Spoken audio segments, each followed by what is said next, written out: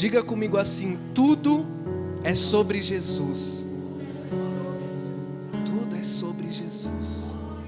Tudo é sobre Jesus. Vamos lá, Gênesis 1, versículo 1. Aqui está escondido já o plano de Deus.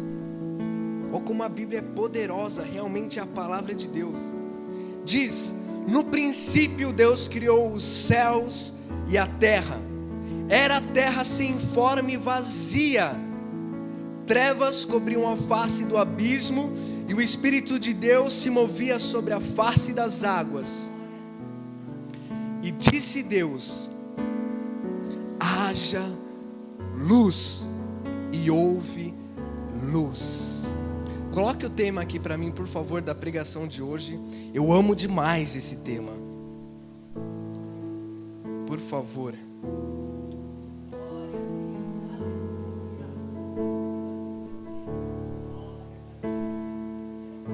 Amém? Está lá em cima.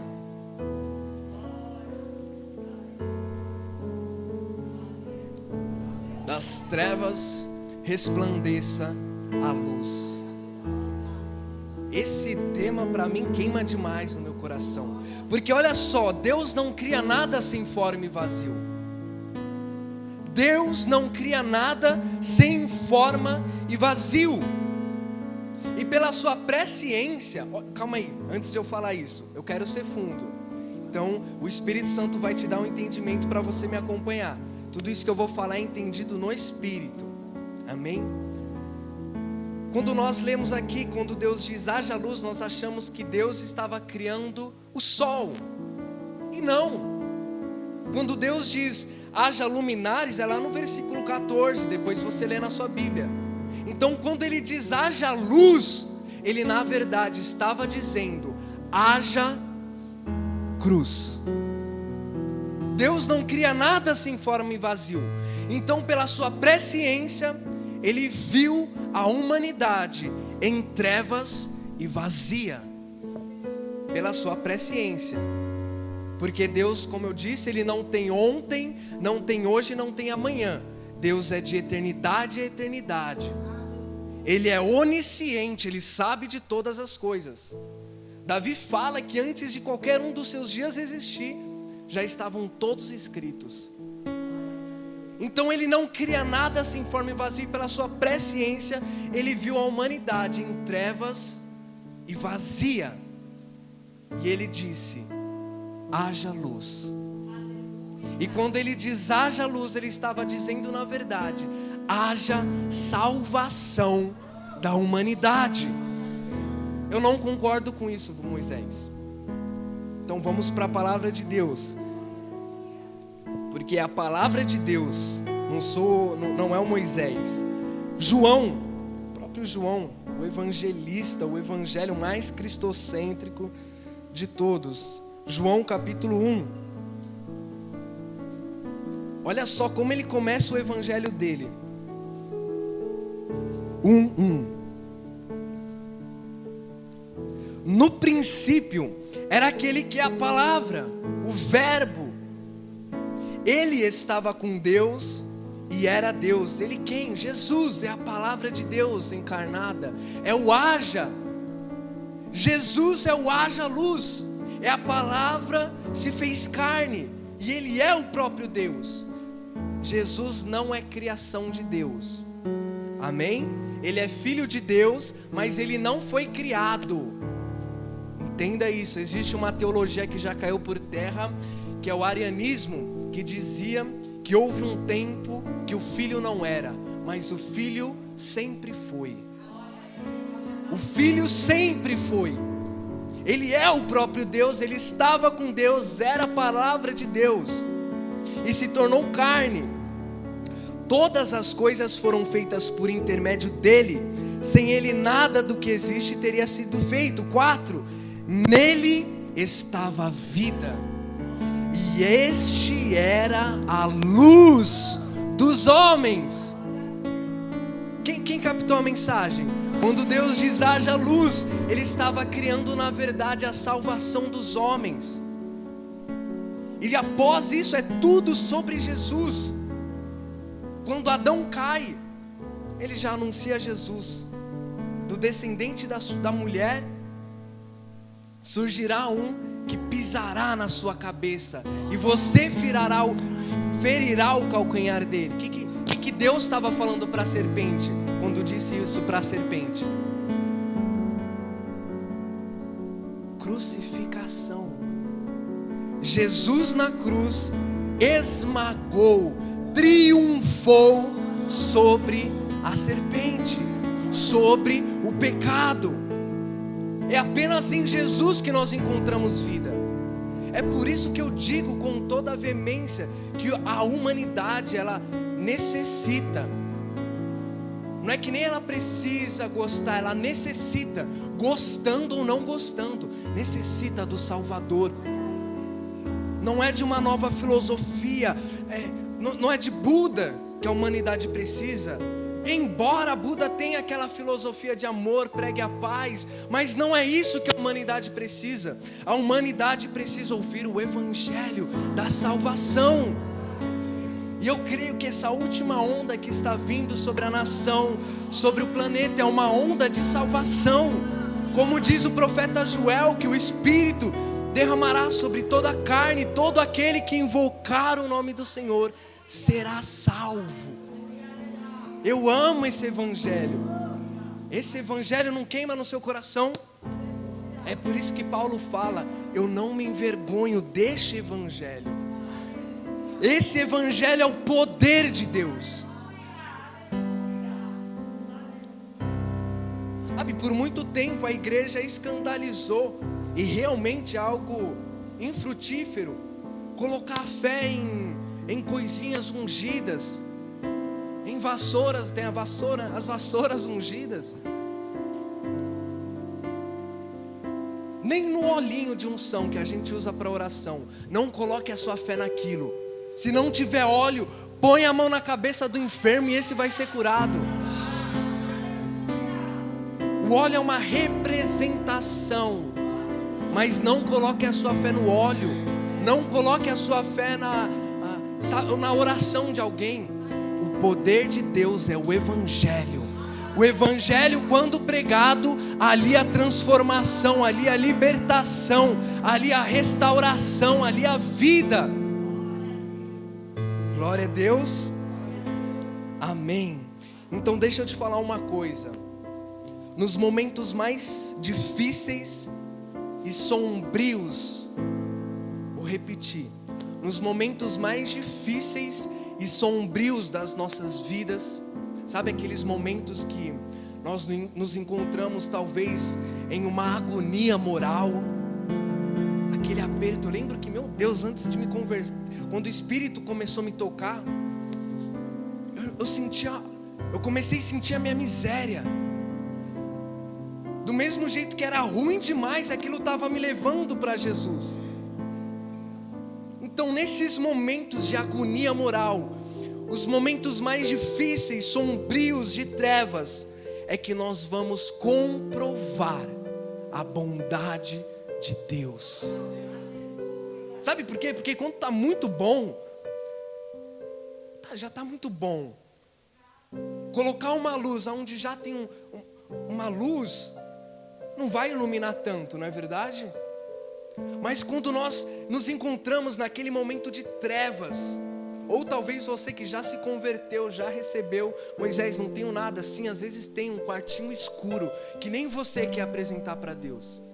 Às vezes a gente quer se apresentar de Deus, às vezes sempre dando o nosso melhor, apresentando, mas às vezes tem um cantinho lá que Deus está falando, me mostra. Como Jesus falou para aquele homem que tinha a mão atrofiada, ele falou, me mostre a tua mão ruim. E se fosse muitos de nós nos apresentaria a mão boa. Ó Jesus, minha mão boa, com a mão atrofiada atrás. Mas não, mostra aquilo que é de ruim para Deus. Fala, Deus, é assim que eu sou. E é exatamente nesses momentos de agonia, de trevas, de agonia moral, ou às vezes de tentação, somos tentados. Ei, crente, você pode ser o espiritual que for, somos tentados. Por quê? Até Jesus foi tentado. O ser tentado não é pecado. É pecado ceder à tentação. A palavra de Deus diz que Jesus foi tentado com todo e qualquer tipo de tentação, porém sem pecado. Ele não pecou, mas nós somos tentados. E às vezes nesse momento parece que nós estamos falhando, né? Nos encontramos, mas é exatamente nesses momentos que nós vamos comprovar a bondade, a misericórdia, a graça de Deus. É exatamente nesse contexto que a graça vira a maravilhosa graça. É nesse contexto que a graça, existem pessoas que veem a graça como graça. Agora tem outras pessoas que veem a graça como maravilhosa graça. Eu acho que Davi era um desses. Davi, ele tinha a sombra de Cristo. Davi, ele viveu 1000 anos antes de Cristo, mil anos antes de Cristo. E no Salmo 22, se você ler aí depois, ele vai relatar a crucificação de Jesus. Jesus na cruz, uma hora ele fala: meu Deus, por que me abandonastes? E Davi, ele começa o Salmo 1000 anos antes de Cristo, dizendo: meu Deus, por que me abandonastes? Você lê, o Salmo 22 é a sombra de Cristo, é a crucificação. Então ele já tinha um vislumbre da crucificação de Cristo. E é por isso que ele ousou, dizendo no Salmo 23: o Senhor é o meu pastor. Ele tinha essa ousadia com uma sombra. Ele ainda não era como nós, que temos já a imagem de Cristo morto e ressurreto. Era uma sombra. Ele falava: o Senhor é o meu pastor e nada me faltará. E ele termina falando: certamente. Olha essa ousadia. E às vezes nós crentes, que temos a imagem, a fé em Cristo, a fé, a plenitude da fé, não ousamos como Davi, que tinha apenas sombras de Cristo.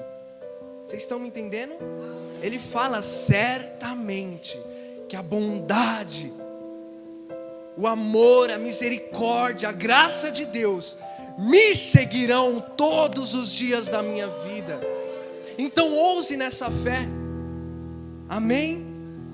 O que mais que ele diz? Salmo 103, com sombra: bendiga o Senhor, ó minha alma, e não te se esqueça de nenhum só de seus benefícios. Estamos nos esquecendo dos benefícios que a cruz nos trouxe, que a obra consumada nos trouxe, que a obra perfeita de Cristo nos trouxe. Estamos nos esquecendo, e Davi, ele está falando: não te esqueça, ó minha alma, de nenhum só das suas bênçãos. É Ele quem perdoa todas as minhas iniquidades.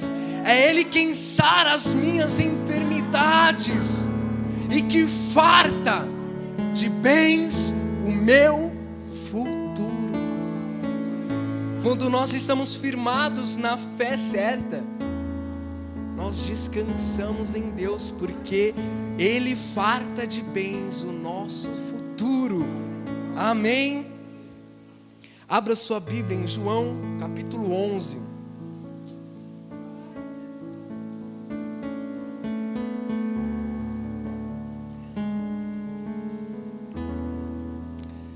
Capítulo 11, a partir do versículo 38. Aqui vai relatar a história da morte de Lázaro. Lázaro, amigo de Jesus, morreu. E lá no 38 é onde Jesus chega para ver o morto. Abriu aí? 38. Diz assim: Jesus, outra vez profundamente comovido, foi até o sepulcro. Era uma gruta com uma pedra colocada à entrada. Tirem a pedra, disse ele. Esse tirem a pedra aqui é fantástico.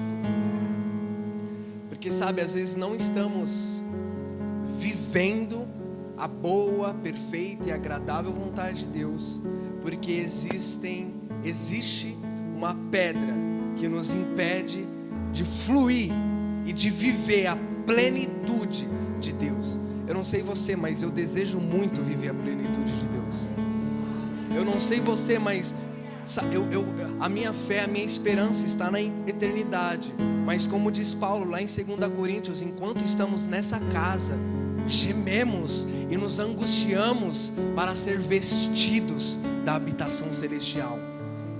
Então eu desejo o já. Eu desejo viver a salvação agora. E sabe, a pedra, ela representa muitas coisas. Uma delas é a lei, a meritocracia.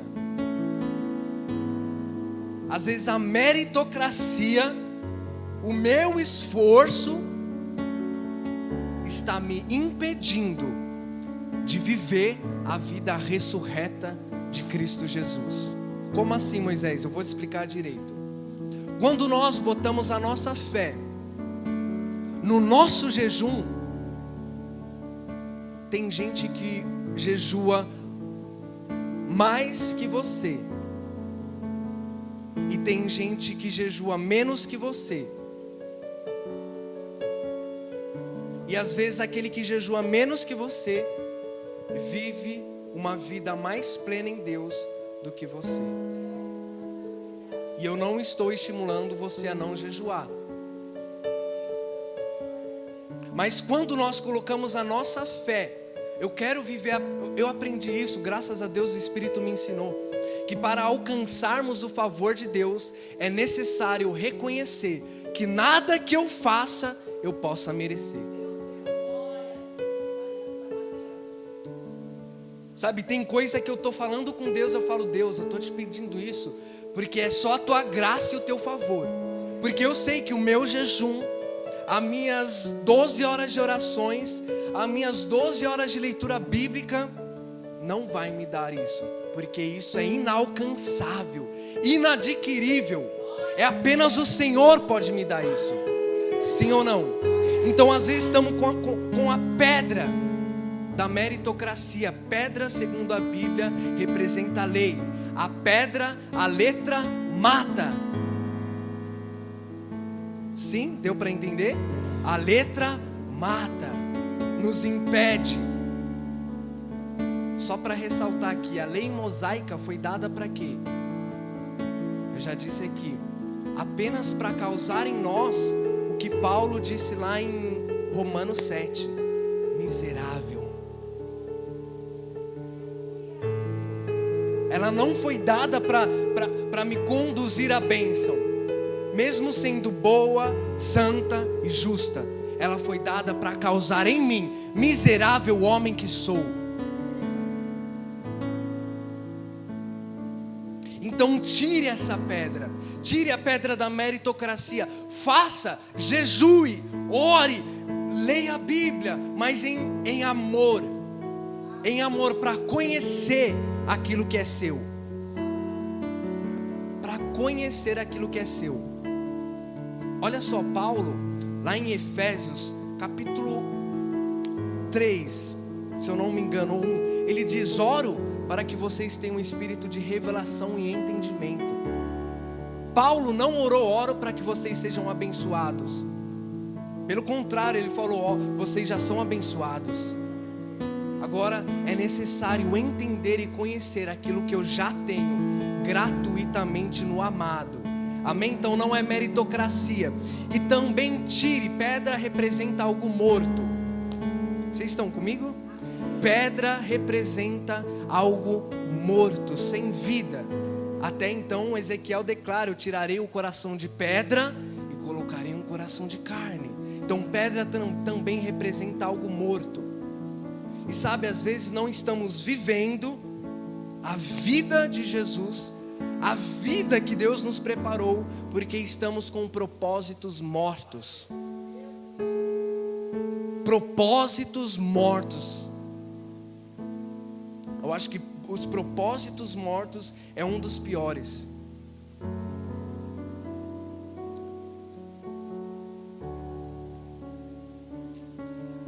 Você foi criado com um propósito.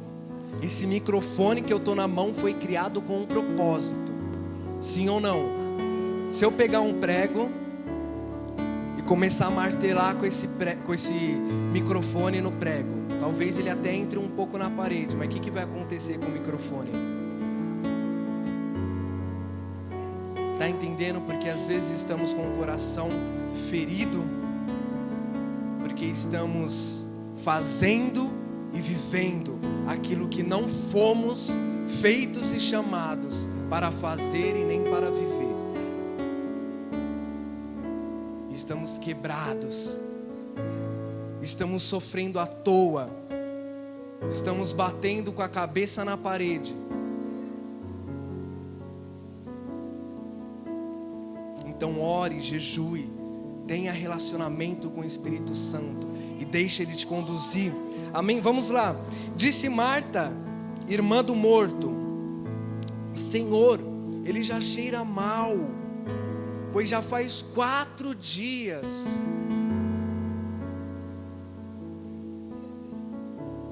Você lembra do tema da pregação?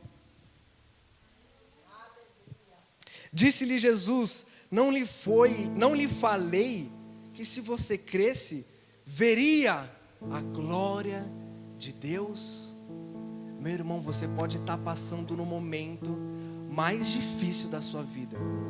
Sabe, às vezes chega aqui gente na igreja e fala: bispo, eu não tenho mais jeito, não é? Às vezes nós estamos num momento, numa situação que falamos, parece que não tem mais saída. E meu irmão, você quer um testemunho pior nesse caso aqui? Pior do que esse? 4 dias morto.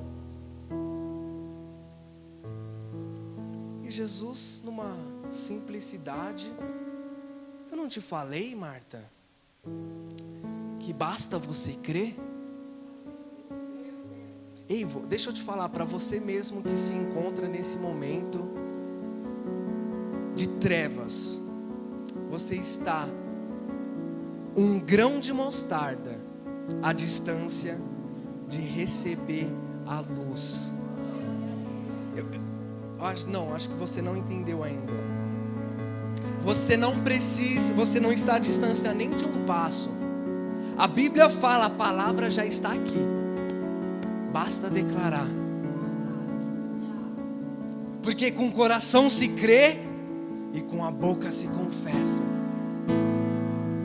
Então não tem trevas não tem trevas o bastante, não tem trevas tão escuras que Deus não possa iluminar. E ele disse: mulher, não lhe falei que se você cresce veria a glória de Deus? Basta você crer que você vai ver a glória de Deus. Então tiraram a pedra. Tira essa pedra do propósito morto ou da meritocracia. Tira essa pedra morta. Jesus olhou para cima e disse: Pai, eu te agradeço, porque me ouviste. Eu sei que sempre me ouve, mas disse isso por causa do povo que está aqui, para que creia que tu me enviaste. 43. Depois de dizer isso, Jesus bradou em alta voz: Lázaro, venha para fora. Jesus está te chamando. Venha para fora e receba e viva a vida ressurreta em Cristo Jesus. Viva a vida ressurreta em Cristo Jesus. Sabe, o evangelho é morte, sim ou não? Eu quero que você anote isso no coração. O evangelho é morte, sim ou não? Mas também é ressurreição. Não basta apenas pregar aquele evangelho de cruz, de morte. Meu irmão, você não vai fazer mais nada da sua vida. É casa, igreja, igreja, casa. Não, tem uma plenitude te esperando.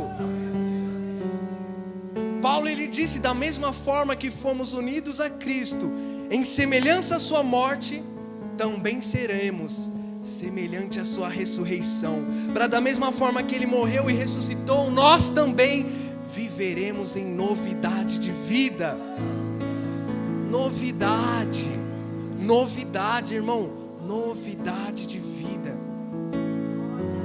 Quando você prova da água pura, às vezes nós estávamos bebendo aquela água do lamaçal, era o que tinha, não é? É o que tem, aquela lama toda suja, de barro. Só tem aquilo para beber, então vamos beber aquilo. Mas meu irmão, tem água limpa agora. Depois que você prova da água limpa, você não quer mais beber daquela água suja. Não quer. Pode acontecer o que acontecer. Como Jó, né? Aconteceu o que aconteceu. Mas não consigo mais abandonar. Eu não consigo, mesmo que eu queira, eu não consigo mais sair. A bispa pode me trair, eu posso trair vocês, a minha namorada pode me trair, mas eu não abandono essa água que eu bebi, porque eu não tenho mais sede. Depois que eu bebi essa água se tornou em mim uma fonte que está jorrando sem parar.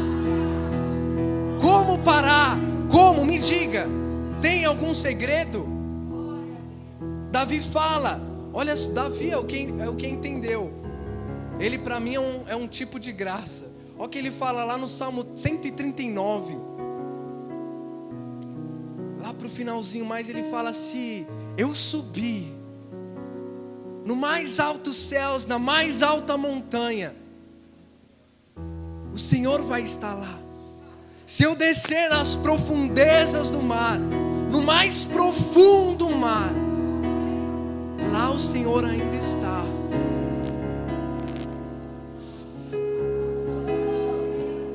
Olha só, quando Adão caiu, ele passou a ser um fugitivo de Deus. Adão caiu, a primeira coisa que ele fez foi se esconder com a sua mulher Eva. E Deus, o que Deus fez? Se passou a ser um perseguidor. Então não adianta fugir, Jesus vai atrás de você. Ele é um perseguidor. O amor de Deus nos persegue. Certamente o amor, a misericórdia me seguirão. Me seguirão. Sabe, às vezes tem gente que: Moisés, sonhei com você que tinha um bicho preto correndo atrás de você. Eu falo: realmente pode ser que Deus te deu esse sonho, mas de uma coisa eu estou certo: a bondade, o amor, a misericórdia me seguirão. É Ele que peleja as minhas lutas. É Ele que peleja as minhas lutas. Uau, uau. Eu sei que você está sendo tentado para falar é bom demais para ser verdade. Eu saio, depois desse escuto eu saio daqui, Lohan, vou voar. Eu até às vezes tenho que me controlar aqui para ser mais sério. Mas glória a Deus, vamos lá. Faça rolar. Viva a vida que Deus tem preparada para você.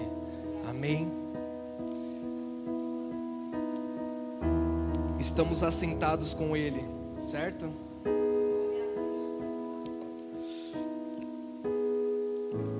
Bom, não deposite a sua segurança. Eu falei agora para pessoas que se encontram em momentos difíceis, mas agora eu quero falar para você que tá tudo numa boa. Às vezes a gente se encontra, né? Numa boa, não é? Às vezes nossa vida parece que tá tão boa, tá tudo certo. Mas olha só, não deposite a sua segurança nos seus braços fortes. Nos momentos de glória e de ascensão da nossa vida, Deus sempre vai permitir tentações e provações sobre a sua vida. Vou falar de novo. Não deposite a sua segurança nos seus braços fortes. Não é você que está se mantendo aqui. Está vendo como Deus é tão bom? Eu não consigo falar de Deus sem falar de amor. Esses dias eu estava falando com o Patrick. Até para falar da exortação de Deus, eu vejo tanto amor na exortação de Deus. Sabe, Deus está se preocupando naquilo que eu faço de errado. É graça ou não é? Deus está se preocupando comigo. E a Bíblia fala que não é nem você que se mantém firme em Cristo, é o próprio Deus que está te mantendo. Isso gera o que em mim? Soberba? Orgulho? Temor. Temor. Ele é bom demais. A bondade dele leva ao arrependimento. Então não deposite sua segurança nos seus braços fortes. Nos momentos de glória, sabe aqueles momentos de glória das nossas vidas, de ascensão, Deus vai permitir tentações, tribulações, loucura. Quando há trevas, Ele fala haja luz. Mas quando está iluminado, Ele permite o calo apertar. Para você sempre se lembrar que é Ele que te sustém. Para sempre você ter em mente, é Ele que me sustém. Tá ruim? Ele diz haja luz. Tá bom? O calo aperta. Para eu me lembrar, Ele me sustém. Ele me sustenta. É Ele. Eu não estou aqui porque eu sou forte. Ele me sustenta. Ele me guia. Ele me leva. Ele me fortalece. Aquele que começou vai aperfeiçoar. Aquele que começou é fiel para aperfeiçoar. A Bíblia fala que Ele é fiel mesmo quando eu não sou fiel. A fidelidade dele não está firmada na minha fidelidade. Por amor ao nome dele, Ele me guia. Não é isso que Davi diz? Por amor ao nome dele, Ele me guia por amor ao nome dele. Abra sua Bíblia em 2 Coríntios, já estou encerrando aqui. 2 Coríntios 12. Vamos comprovar na Bíblia essa realidade. 12 a partir do 7.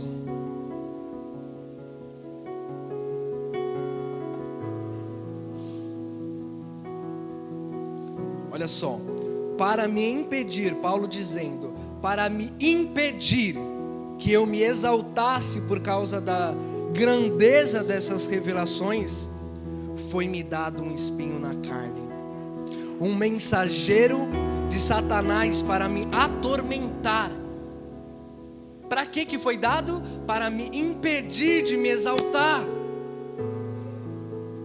Porque somos pecadores, somos orgulhosos. Não é verdade? Somos orgulhosos e facilmente nos esquecemos de Deus. Bem, Ele abate um pouco para você lembrar, é Ele, para não me exaltar, para que eu não venha me ensorbebecer, para que eu venha me lembrar que é Ele quem está fazendo. 3 vezes roguei ao Senhor que tirasse de mim, mas Ele me disse: minha graça. Eu amo esses processos de Deus.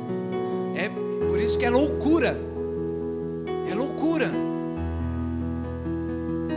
É por isso que também a Bíblia ousa dizer: considerar motivo de grande alegria passar por diversas tribulações. Por quê? Porque isso está me forjando. Com as tribulações, Deus está forjando em mim um caráter aprovado, uma perseverança. Vocês estão comigo, sim ou não? A minha graça é suficiente para você, pois o meu poder se aperfeiçoa na fraqueza. Ai, o poder de Deus, ele é depositado aonde? Você que quer um ministério próspero, você que quer fluir no sobrenatural, o poder de Deus é depositado aonde? Quando eu reconheço que eu sou fraco, quando eu reconheço que eu não mereço.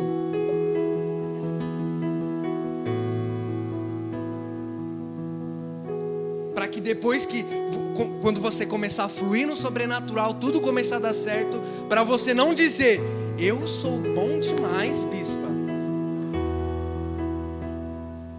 Só para isso, porque a Bíblia fala que Ele não divide a glória dele com ninguém, e nada vai roubar a glória dele.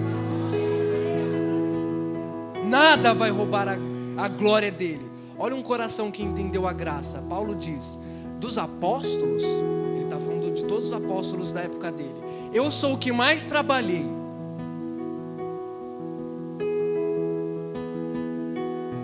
Aí ele conclui dizendo: contudo, não eu. Esse contudo mudou tudo. Ele podia se vangloriar, dizer eu fui o que mais trabalhei, mas ele completa dizendo: contudo não eu, a graça para comigo. Então, enquanto você não inverter essa sua mentalidade e falar eu dependo da graça de Deus para tudo, Deus não vai confiar algumas coisas na sua mão, porque você vai achar que foi a sua oração que te deu, você vai achar que foi a sua inteligência que te deu. Quando você entende isso aqui que eu estou falando, você vai perceber que tem gente que ora mais que você. Você vai perceber que tem gente que jejua mais que você, mas não tem o mesmo resultado que você. Vocês tá dando para acompanhar? Quando você entende, tem um coração que entendeu a graça, você vai começar a ver pessoas que, jejua, parece que é Jesus, 40 dias no monte, mas não tem o mesmo resultado que você, porque ele está esperando a mão forte dele conquistar aquilo que ele já tem por herança. Então dependa de Deus, é Ele que vai te dar. Só para encerrar agora, abra sua Bíblia lá no Antigo Testamento, em Isaías capítulo 9, pode ser o versículo 1.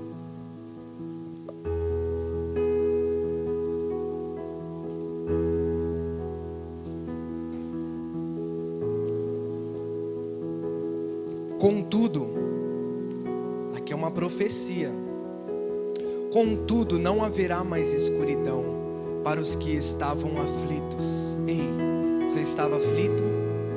Estava sentindo indigno? Estava se sentindo tão longe de Deus? Não haverá mais escuridão para os que estavam aflitos. No passado, ele humilhou a terra de Zebulon e de Naftali, mas no futuro honrará a Galileia dos gentios. O caminho do mar junto ao Jordão, aqui ele está falando sobre Jesus. O povo que caminhava em trevas viu uma grande luz. Quem é essa luz? O haja luz. Sobre os que vivem na terra da sombra da morte, raiou uma luz. Se coloque, eu quero ler esse versículo com você de pé, vibrando comigo. O povo que caminhava em trevas viu uma grande luz. Sobre os que viviam na terra da sombra da morte, raiou uma luz. Fizeste crescer a nação e aumentaste a sua alegria. Eles se alegram diante de ti, como os que regozijam na colheita, como os que exultam quando dividem os bens tomados na batalha. 4. Pois tu destruíste o jugo que os oprimia. Pois tu destruístes o jugo que os oprimia, a canga que estava sobre os seus ombros, e a vara de castigo do seu opressor, como no dia da derrota de Midian. Pois toda bota de guerreiro usada em combate, toda veste revolvida em sangue serão queimadas como lenha no fogo. Por quê? Porque um menino nos nasceu, como um filho se nos deu, e o governo estará sobre os seus ombros, e ele será chamado Maravilhoso, Conselheiro, Deus Poderoso, Pai da Eternidade, Príncipe da Paz. Ele estenderá o seu domínio e haverá paz sem fim sobre o trono de Davi e sobre o seu reino, estabelecido e mantido com justiça e retidão desde agora para sempre. Aleluia! Haja luz, houve luz. A luz venceu, Jesus venceu sobre a morte. Não há mais julgo.